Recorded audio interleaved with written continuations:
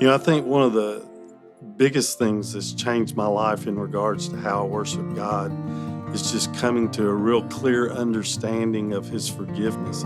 It seems like I go through it periodically in my life where I just start thinking about all the things that Jesus did for me when He died on the cross and all the things that He forgives me for. Little things, big things, everything in between. And when I really truthfully think about that, I just really am in awe of how much God loves me and cares for me. And He's worthy of all my worship at that moment. I think about losing some really close people, my mom and grandmothers recently over the past couple of years. And, you don't certainly always feel like worshiping in those times when you're just broken and kind of at the lowest point it was for me. I think that when we're able to trust God by holding to our faith, clinging to Him in those times, it's when He's able to really kind of revolutionize our faith. And I know that's what happened for me. And so I think just pressing through and continuing to keep God, at the center of all that you do is what we have to do. It's certainly not an easy thing to do. So. What changed the way I worship was learning that worship is not just on a Sunday corporately with a bunch of other people singing songs, but it's anything that I do in or out of the church to either serve someone, help someone, give of my time, my resources. So long as I'm doing it to the glory of God, anything can be worship.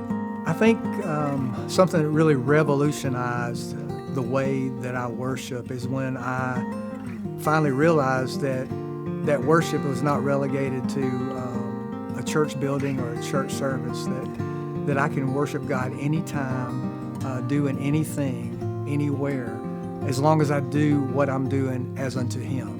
We used to do this song called Empty Room, and the words are, "Tonight I'm going to worship you like there's no one in the room." And those words really opened up my mind to why I worship, how I worship, my intentions behind worship, and really understanding what I needed to do to be in tune with God or to really be worshiping God.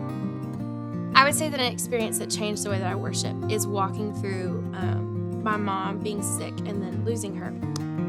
And what I feel like that produced in me in worship was this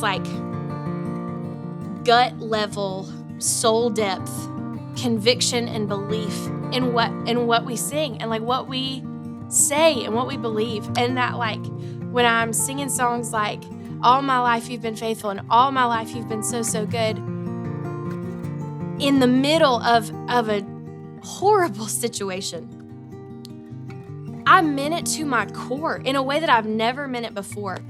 That has not left me. Do you know what I mean? When I'm singing, when I'm worshiping, the words that I'm singing, I feel them so viscerally because I really believe it. And I really know that He is good. And I really know that all my life, your goodness is running after me and all those things. There's a sweetness and a depth to worship that I did not have previous to suffering like this.